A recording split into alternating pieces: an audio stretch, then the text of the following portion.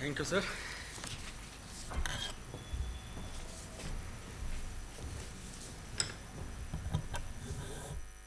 Good afternoon, all the students and delegates available here. Thank you very much, Saket Projects, for inviting me as a speaker for the wonderful event, 11th National Conference on Infrastructure and Ports. Today, I am going to deliver my presentation on development of Indian ports, current scenario, and future opportunities. So, as we all know about the shipping industry, but as per my presentation, I have to follow the sequence. India is the India is the maritime country which are having handling the international trade 95% by volume and 70% by volume. It is ranked 16th in the world with 7,500 kilometers of the coastal area. To promote the shipping sector or the maritime sector, Government of India has approved 100% foreign direct investment to develop the port and infrastructure, and those industries or enterprise involved in this development, government is giving 10 years of tax holiday for the development. So there are good opportunities for development of shipping industry or maritime industry in India, and government is also promoting that. So if we check the strategic location of India, India is well connected with all the countries and also located on the strategic location where all the maritime routes are connected. So India is taking more and more advantage of their trade route. In India, we are having 12 major ports, more than 200 minor and intermediate ports. From there, JNPT stands first in the major port ranking, and Mundra port is the largest private port in handling of the cargo. And under the Sagarmala scheme, there are new 6 mega ports are also coming in the Indian coastline. India having 9 coastal states with Andaman, Nicobar and Lakshadweep Islands and 7,500 kilometers of the coastal area. So there are huge opportunities in the coastal area for the further development. Now we see the current status of the Indian port sector. If we see the last 5 to 6 years of cargo statistics or the traffic handled in the major ports of India, the increase in the cargo traffic handling is there. So there are opportunities for the development because all the ports are not handling the cargo at their full capacity. So if we utilize the full capacity of the major ports, we will have the more cargo statistics or more cargo at the port. In the major ports, we are having certain commodities which we are handling, that coal, fertilizers, agriculture products and containers. This is the statistic of the cargo. Mainly all the major ports are contributing during the last year in the overseas cargo and as well as the coastal cargo. In the non-major ports, Gujarat having the 70% stake in the total overseas cargo traffic handle, which was in the year 2021-22, and also the coastal cargo around 56%. So almost Gujarat is controlling all the maritime cargo from the country. If we talk the Gujarat, Gujarat having 48 minor ports which are developed by the Gujarat Maritime Board, and including the 2 ship recycling yards which is at Alang and Sachana. Alang ship recycling yard, as we know, that is the in top 5 list of the world's ship recycling yards and holding the 30% share of the total recycling market. So if we see the coastline around, we are having the 1600 kilometer of the long coastline which are under the Gujarat Maritime Board. This is the cargo statistic of Gujarat Maritime Board of last 10 to 15 years. In 2019-20, GMB has handled almost 4,000 million metric ton of the cargo, and the cargo statistic by view we can see that they are handling cargo increasingly year by year. Now we are having the ports, 12 major ports, 200 minor ports. But now Government of India has initiated such schemes like Sagarmala, Bharatmala, and under that scheme they are developing the ports. So we are having the list of the ports. I have listed all the major ports and Andaman Nicobar. So all the major ports are been invested, and for the development of the ports like development of the harbors, development of the multi-purpose berth, liquid terminal, new upcoming LNG terminals in the major ports. So total around crores rupees will be invested in the major ports. And the one new thing that I am also surprised that Andaman Nicobar is the next target of government. So they are also building the upcoming mega port in the Andaman Nicobar. So around by this chart we can see that 90,000 or almost 90,000 million crore rupees will be invested in VOC port in Tamil Nadu. Not only the development of port is important for the industry, but port-led industries also need to be developed. And for that, Government of India initiated the several schemes to develop the clusters. So government is developing various clusters which are built nearby to the port, and they will export or import the cargo from that area.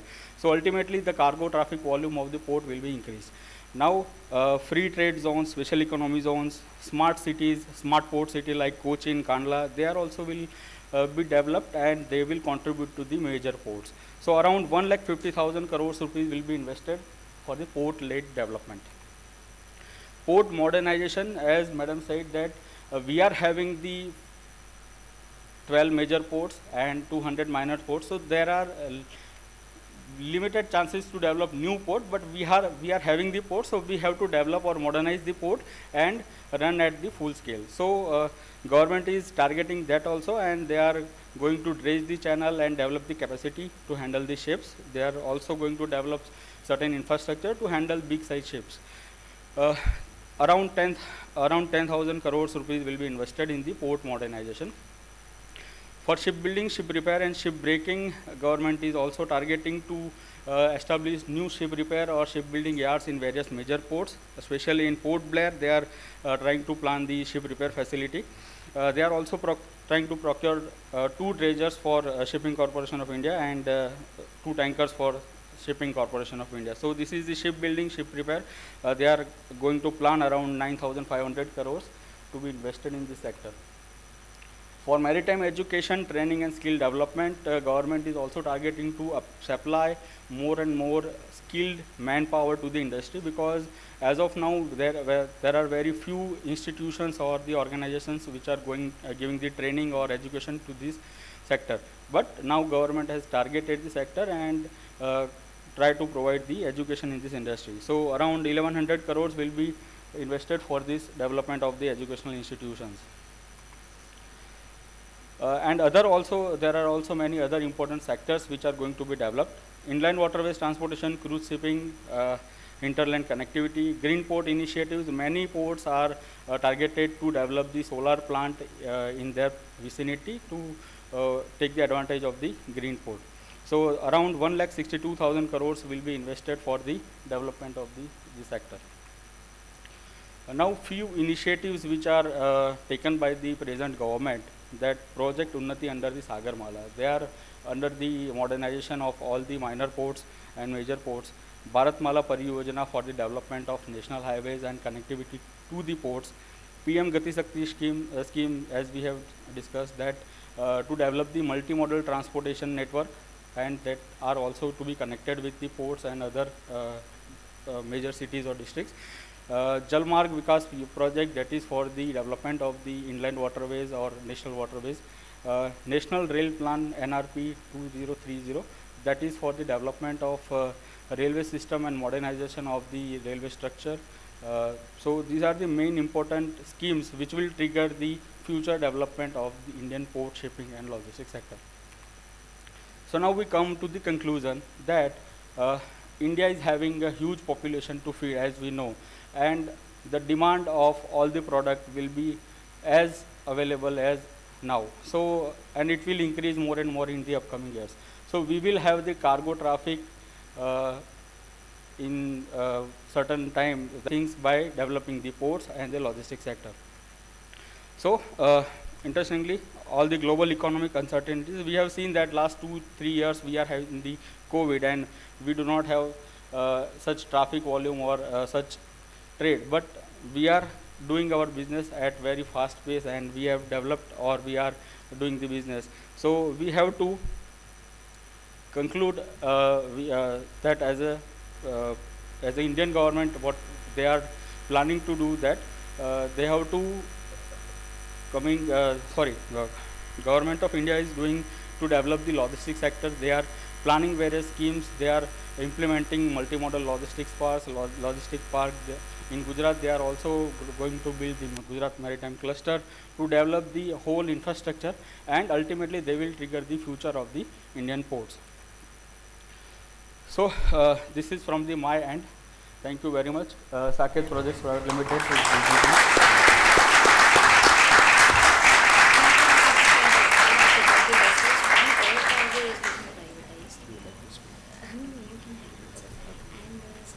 Any question? Yeah, thank you, Mr. Raghav. It was again emphasis on the opportunities, emphasis on the policy making, emphasis on the think tanks, that we are giving the due priority to this industry. That's what is the drive home, that takeaway. But still, going into the nitty-gritty of his presentation, I think what appealed to me again as an individual again is the infrastructure boost that he spoke of. He has been thriving well on that, all the initiatives. And port-led development, please understand, port has a role of a catalyst, right? It can actually boost the entire, it has it's called a spilling effect, It's a ripple effect. One development in one remote corner and it can bring into tremendous amount of economic activities around. And one example in Gujarat is Becharajji. If you see Becharajji, what has happened and what it was, a land which was not even offered at 5 lakh per acre is now 1.5 crore and you don't get the land. Why? Because Becharajji as an hinterland to the major ports of Pipavav and Mundra, if you see the way automotive sector has grown there. One Suzuki, one Honda in Vitlapur, which is 10-15 kilometers from Becharajji. Another 30 kilometers Viramgaon, you have Tata Motors and Ford. Again, Ford has been taken over by Tata. And again, if you go 120 kilometers down to Halol, you find Hero there. So this whole belt, the way it has matured on the learning curve of automobile as an industry. And today, we should be all proud, that we are in this soil of Gujarat here, that we have seen passenger car carriers moving in trains. Just see what catalyst role the development, the port-led development. Now, if you ask me how is it related, it's plain and simple. What made Suzuki come here to Gujarat when they were already so comfortable in a state like Haryana? Barring the liver problems, I'm just keeping it aside. They burnt an HR person life. I'm sorry if any Haryanvis are here. No offended, I don't want to rub on you on the wrong side, but what remains a fact has to be told. A spade needs to be told that you are a spade. Or what West Bengal thrown out of Tatas coming into Gujarat, what a welcome change for Sanand. And you know what promising situation that Sanand will pose in the future. It's already having ICDs and it will come more ICDs. Adani is now the latest one to join. You have plants like Nestle coming. Port-led development is fabulous for an economy of a state and fabulous for the state of a country. Okay.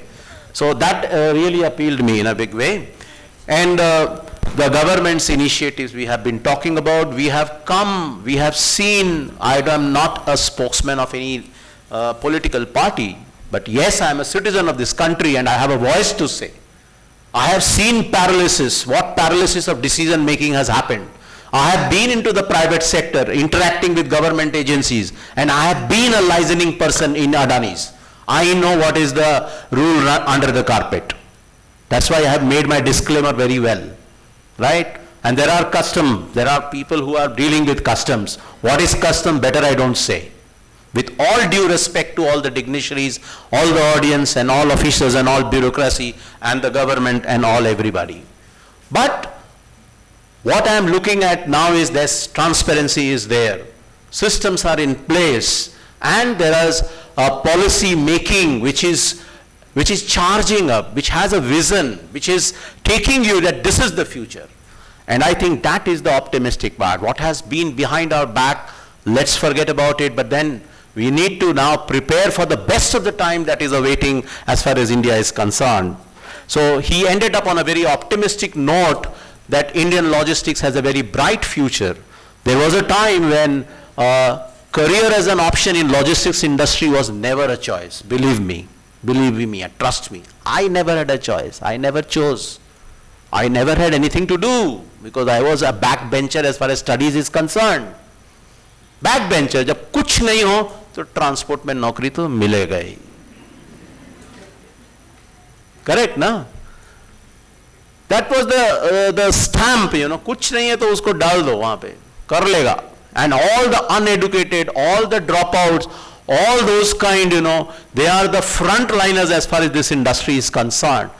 And that's where probably is what Dhara was reminding me of, that skill development, you know, which is a huge crisis also. But then in adversities lies opportunities. In problems, if you actually find solutions, then that's what we are all here for.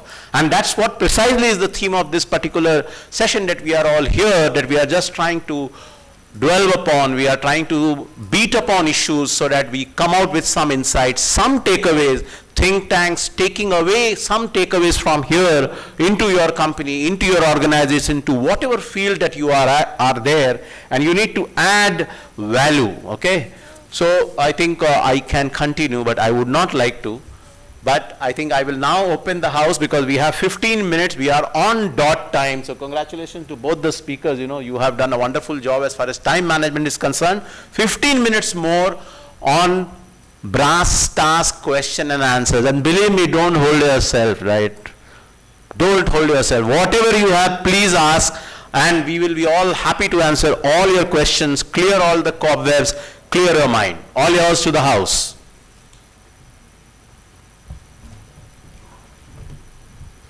So you can have a question, and among us, I think we'll go in a sequence. We'll first, no, okay. I think we'll try to, you have the first choice. You can pass on to me, I can pass on to you, and the reverse cycle will go on. Yeah. So yours. Dhara. So good afternoon to one and all present here and also the panelists out here.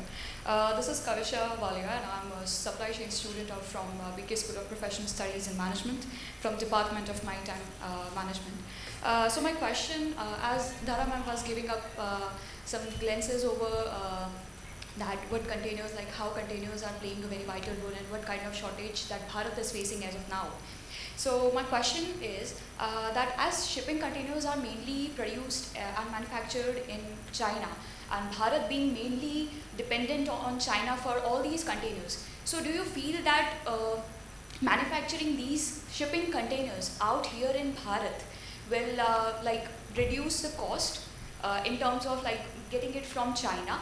And also, if yes, it would be helping the entire shipping industry, then how much time will it take to Bharat to reach the level of what China is? And like, would it be that much competitive? So this is what Thank you for the question. It is an interesting one, and you have asked multiple questions, so I'll try to address them one by one.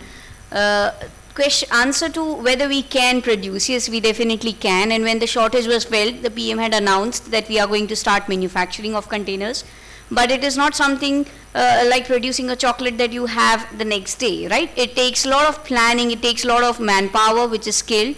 Most importantly, it takes raw material and steel. Steel of that nature has to be available in plenty amount for us to produce those kind of sturdy containers. And we are majorly dependent when it comes to steel on our imports. And again, they come from China, right? So that is where the vicious circle goes on and on. So we should address the ground realities that we need to have steel availability first. We need to have such kind of manpower availability who is skilled. Secondly, you talked about whether it can be competitive, whether we can afford to have low-cost containers. One problem that I can see here is that we do not have container lines of Indian nature of a size that exist or dominate the world trade today. and they are the ones who are going to use the containers. So we firstly also need to make sure that if we are producing and selling it to international companies or container lines, or are giving it to any those companies who are leasing it out, we are at a cost advantage when it comes to China. China has long been in this industry and they've achieved the competitive advantage after all this while. So to begin with, we may not have direct competitive advantage. We need to survive in the industry. If we are able to survive, we definitely have such advantage available. We do not have Indian container lines of that big nature doing world trade. So that is also where we need to focus. Over to you, sir. If No, I you think, would like to see, add you need to anything. begin somewhere, right? So somewhere you need to cut that VCS circle. So I think we have already cut the knot, and probably now we have a way forward. Yeah. Yeah, thank you. Any other questions? No. Please, you introduce yourself, you tell about whom you are representing, and you have the choice whom you want to answer. I think I was slightly authoritative when I said we will go in a sequence. My apologies, yeah. Please.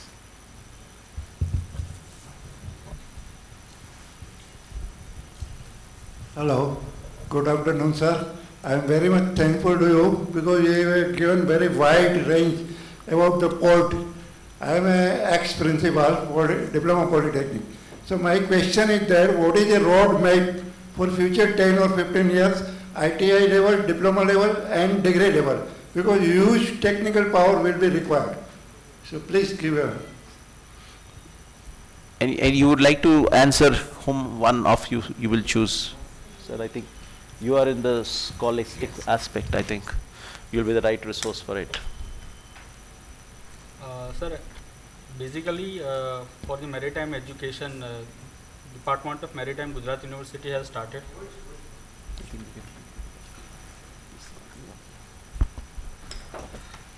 Gujarat University Department of Maritime has started MBA program in 2006, and as of now almost 14 to 15 batches already passed. So we are having the good reputation in the industry and we are providing MBA in maritime management. Apart from maritime, we have also launched the MBA supply chain management in the Gujarat University itself. Government of Gujarat, with the help of Gujarat Maritime Board, they have also started Gujarat Maritime University. They are also providing MBA education in the field of port management in maritime industry. Indian Maritime University also started. They are also providing the education for the maritime field. So these are the educational institutes which are providing the skilled manpower to the industry.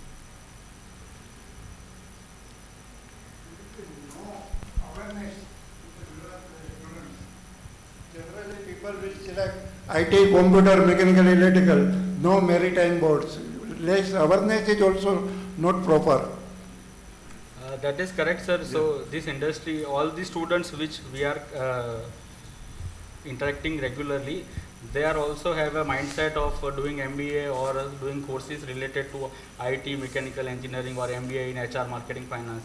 So this area is untouched by the public. So this area is not exposed or not in regular interaction, so they are not aware about this. But if such kind of events will be organized, the students or the parents will get involved and they will get the exposure. No, thank you very much. So our good thing is that our first year diploma, degree students are there. 20 degree students, electrical. They are first year. Okay. So I will thankful to him. So in our MBA Yeah. program, many students from the engineering background, they join the industry. They will join in the MBA marine program lines. and they Then again it will absorb be by- very helpful. Okay.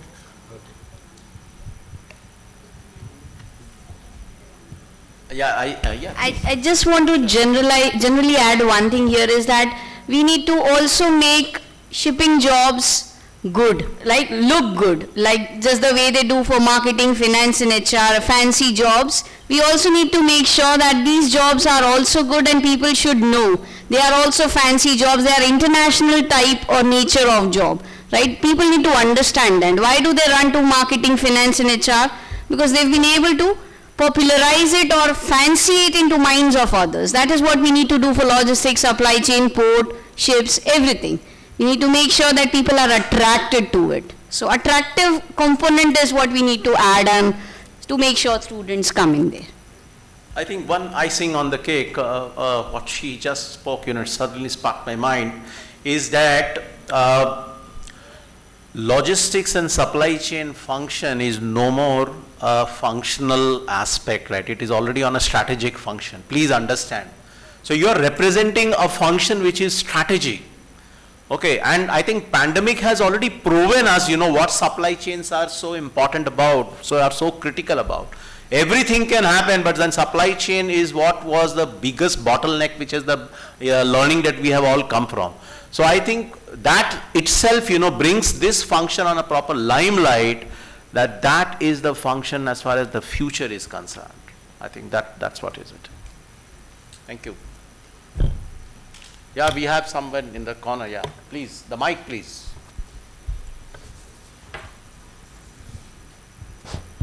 Hello, I'm Dr. Praveen from IIT RAM. My question is to Dhara ma'am, so when we are considering sustainability or circular economy, or if you want to invest maybe in a port infrastructure or building a ship, we need a lot of investments for that, because obviously sustainability, as we think as an economist, it has a lot of extra cost. So can we think about the foreign direct investment for developing Indian infrastructure or the ports, or so what can be the strategies to attract more investment in in port sector? Thank you so much for the question. Well, I just want to highlight, in fact, I was thinking for myself that I missed out on some of the points, and one of the points that I wish to highlight was that of Dholera SIR, and how it has, even if it has not been operationalized fully, it has attracted a lot of funds from international companies. Vibrant Gujarat is a classic example of how we can attract more funds. The problem, in fact, is not attracting of funds, which I see for ports or other sectors. The problem is to materialize that funds into a productive way and making sure that bottlenecks on the ground realities are solved.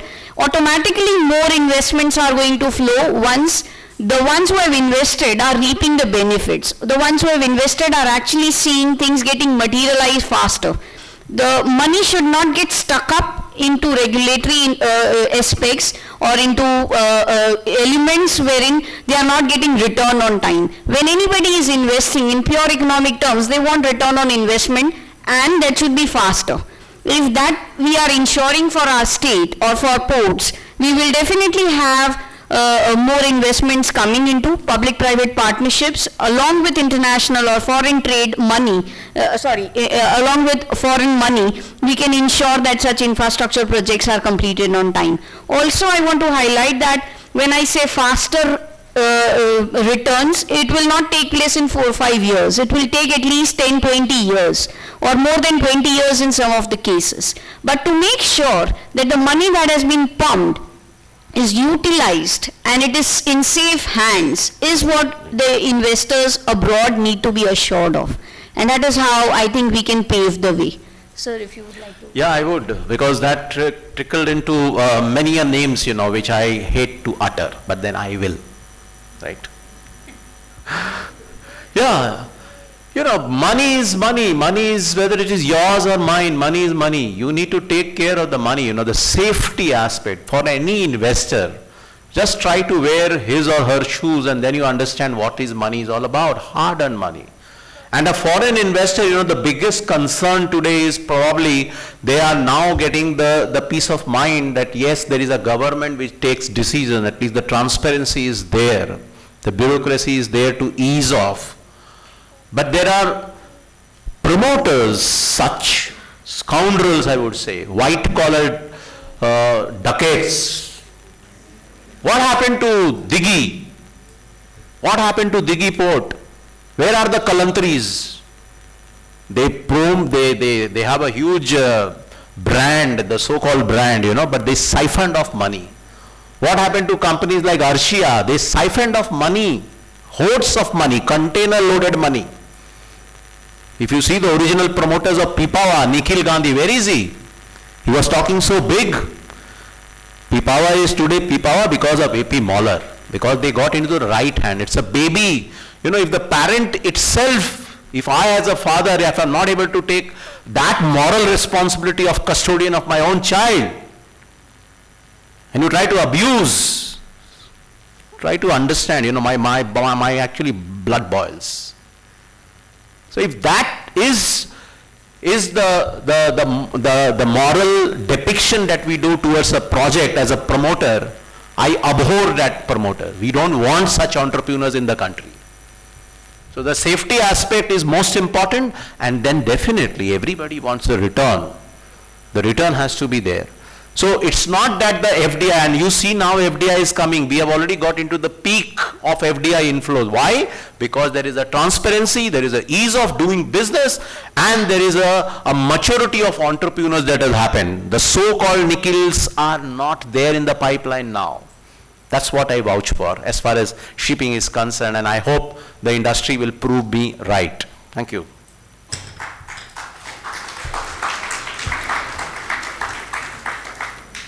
Any other questions, please? You are most welcome. I am threadbare. Hello everybody. I'm Sai Prasadini from Adani University, pursuing PGDM in Infrastructure Management. So, sir, I just want to ask, considering our trade deficit, we have exports less than we import, right? So, how can we talk about the empty mile through trucking? We can never attain the peak of having two-way laden containers when we have less exports than the imports. This will be a circle at the end. The complete cost will be transferred to the exporters, and at the end the exports will be costly. Then we'll all fall in the same circle again, right? How can we come across this? If you can reflect upon this. The question is open to everyone. So, yeah, I agree with you that yes, this is a reality that there is an imbalance. We have an imbalance, And that's why the repositioning of containers is definitely a cost to you, because the ground reality is that. But we have already started doing cabotage, like Mundra 40 feeters don't go empty to Kanpur for meat exports. Don't go empty. In fact, today I am the biggest user of empty containers who is coming as repo into any port, because I have a backhaul of cabotage cargo for the hinterland. I'm already doing that in my company. And there's a dearth of containers. So one is that cabotage is a reply to that you use that spare capacity. You try to bring it. That is one of your point. Secondly, the initiatives which the government has taken, it's like a mango tree. It will take 5 years for a mango to actually happen. So probably another 5 years. Again, I'm not a spokesperson. There between the lines you understand. Another 5 years, you let that policy come to the true effect of its bearing fruit. Make in India, what is it? The MSME's focus, what is it? All those products, which India can produce and export, that will address the imbalance issue. That will address the imbalance issue. It's only that we need to do something rather than complaining, we act and act in the right direction.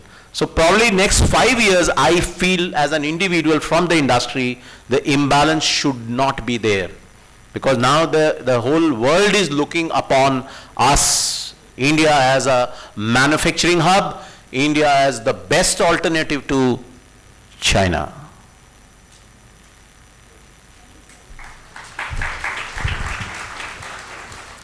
Hello. Hello sir, myself Professor Mihir Patel from Ganpat University. We are with the students of engineering background, BTech Marine Engineering, and we are running the courses for shipping, so merchant navy courses like BTech and BSc Nautical Science.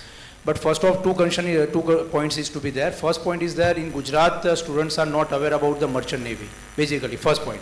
And second point that can we have a education tie-up is to be like that we can design a syllabus for technical person with the syllabus like that students are going to be grabbed directly to the ports for the engineering point of view also. Sir also told about the management side, but what about the technical part?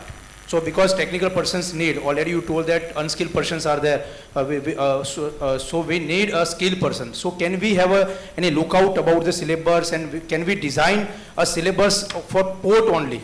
So it is to be there, like any plan is to be there for education purpose for port and skilled person?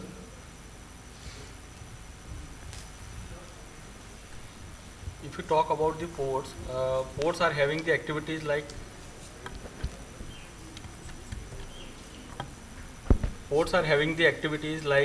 management, operations. So the MBA colleges which are pursuing the MBA program in shipping and logistics or maritime education, their students can easily absorb in the port in the operational activities. But from the technical side, like marine engineering or electrical, they are having the vacancies or the opportunities available from the technical side, like maintenance of the equipments which are having in the ports. If you are a marine engineer, you can be absorbed in the harbor crafts which are having in the ports, like tugs and dredgers. So that can be done. But special in the port operations or in the port management side, you should have the management courses. They will prefer the management courses students to be get absorbed. First and foremost, I congratulate you for your coming into the uniform. So hats off from my side. You know, that's a gesture needs to be appreciated. And you have a wonderful campus. I have gone through your campus. What I can add to him, you know, if in case that can be a feedback to your management, the steering committee, is probably you can have an elective subject pertaining to this, you know, and those who are interested can opt for it rather than imposing to everybody if it doesn't add any value to your course. So that's your call. Thank you. Can we have the last question, because now we are all hungry and there's another session post lunch. So probably last question from, yes sir, you, and then followed by you. I think last two questions. Please sir, the mic is in yours, so you have the privilege. Very nice of you, Mr. Saraswat. I always have been very happy to see people with some force. And if you can name and shame people, all the courage I can share with you is so yours. nice. I'm Rajesh Doshi. I'm a marine engineer. And I accidentally got into the business of ports sometime in 1995-96. And thereafter, you have named a lot. So I have been part of the port development story of Gujarat, Dahej, Pipavav, and unfortunately also Nargol and which is the one you mentioned, the one in the Gulf of Khambat at the end. Huh? Not Gulf of Khambat at the end. After Khambat is the SIR. Dholera, yeah. Okay, so since we are on ports, I will be a little brief, but I would like to answer two other questions which were, to my knowledge, possible.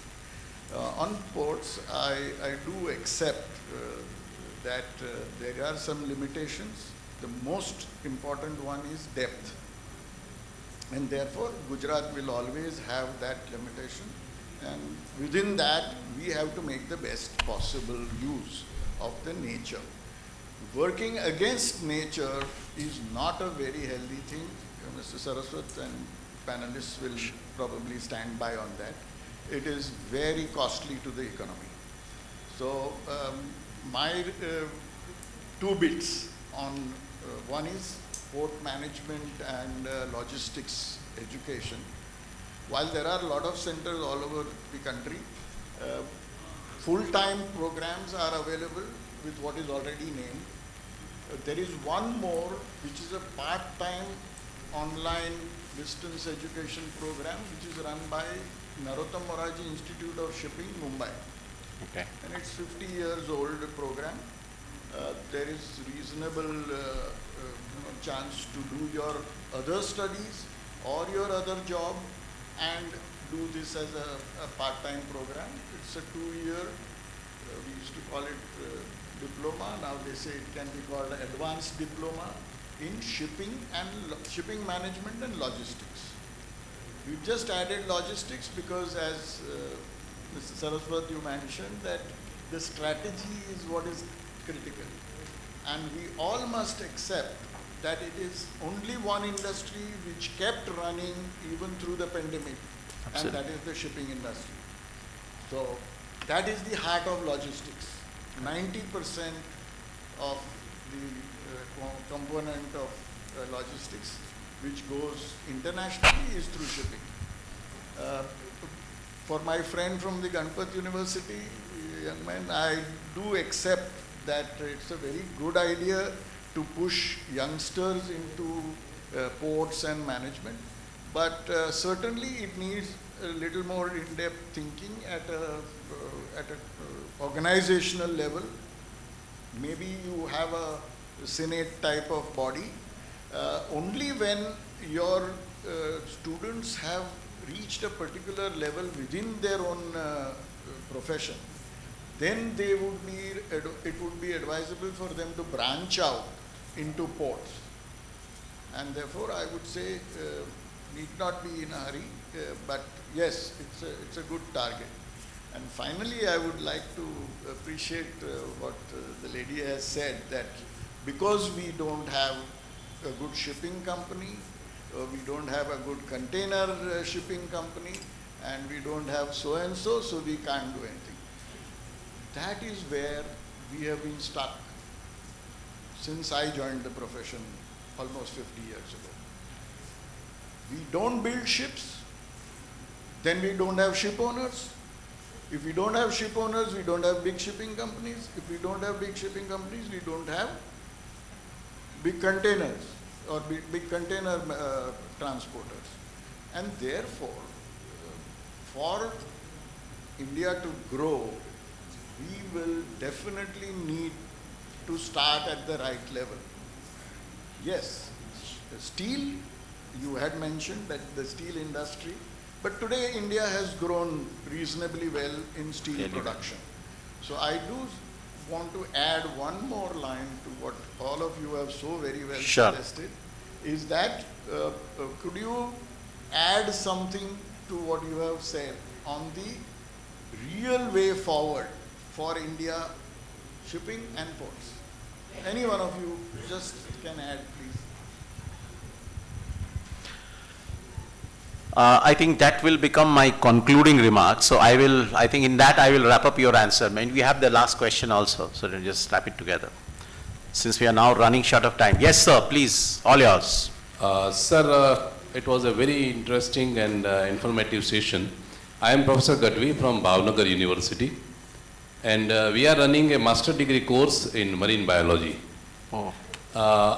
My question is, when we are talking about sustainable development, the ecology and economy has to be equally looked after. So, do our government or state government or central government have any strategic planning for our future for the monitoring and conservation, protection of our marine environment, marine biodiversity, parallel to our infrastructure, port development and all? Excellent. Very, very, very strategic requirement. Yeah, very good questions, no doubt about it. Did you attempt or should I? It will be too much of mine? Okay.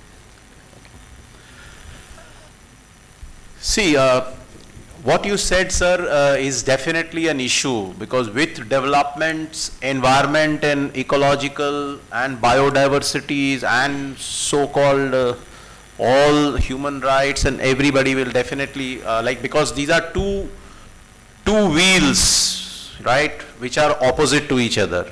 Because the moment you say development, then there has to be some kind of harnessing of nature, it will affect your nature.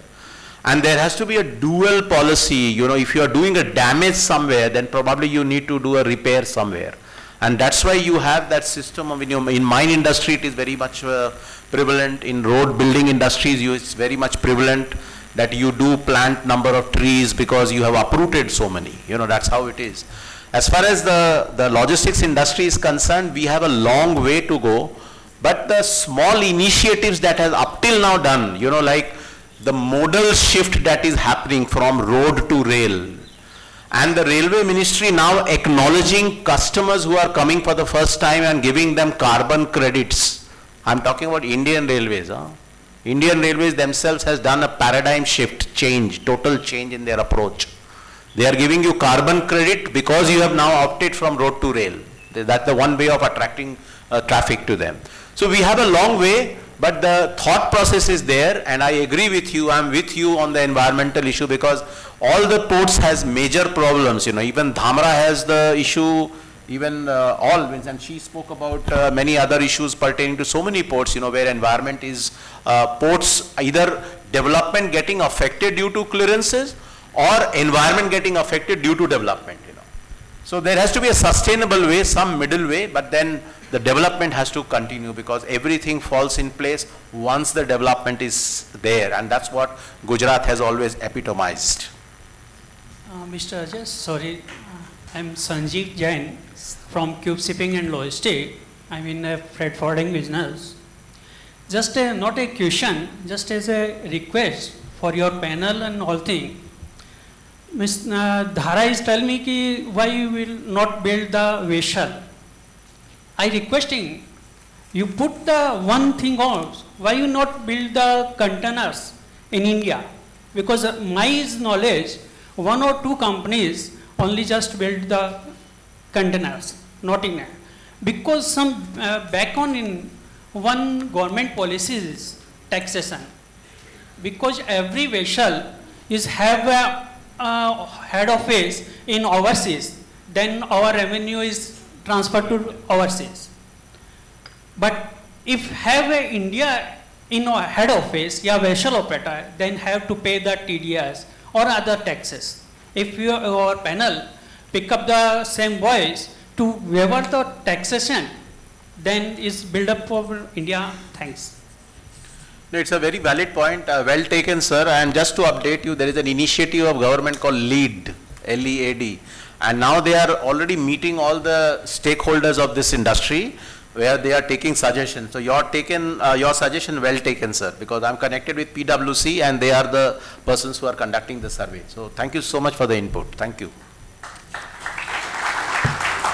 I think we need to wrap up, sir, because we are all now getting hungry, and I will just conclude because many things has been spoken. 1 minute. This is only a request.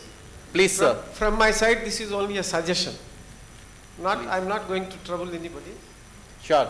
We are here from Gujarat Maritime University. Please, you have the privilege. We have faculty here. We have students here. We are offering specialized courses in maritime law, legal studies. Similarly, we are offering international trade law. We are also offering MBA specialized in logistics and shipping.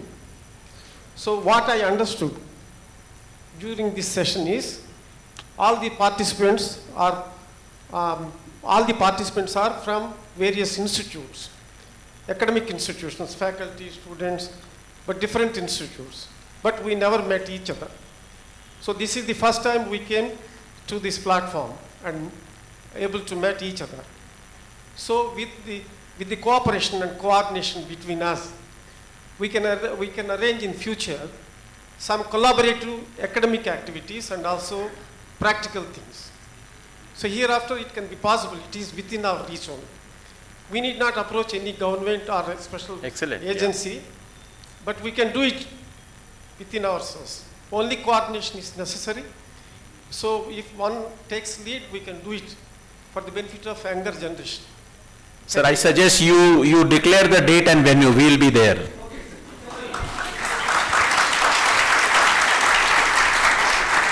You declare, sir, before the end of the session, I request you declare the venue and date. All will be there. I vouch on everybody's behalf. Okay, great. Because that's a very valid point. Why we need to every time depend on government, even for Shauchalaya. We are into that. Maritime is all about sea. This industry is as vast and as deep as the sea. And India is passing through a phase of cusp of change. half butterfly, half caterpillar. Let's focus more on the butterfly and let's do something more on the caterpillar. I think that will be the way forward, sir. I'm trying to answering your question, sir. We have a way forward, right? But I have a whole load, again, container load, ship load, whatever you conclude, of something which I don't like by a couplet. Manzil mil hi jayegi. Manzil mil hi jayegi. देर से ही सही, देर से, no problem. मंजिल मिल ही जाएगी देर से ही सही, गिला तो उनसे है जो घर से निकले ही नहीं.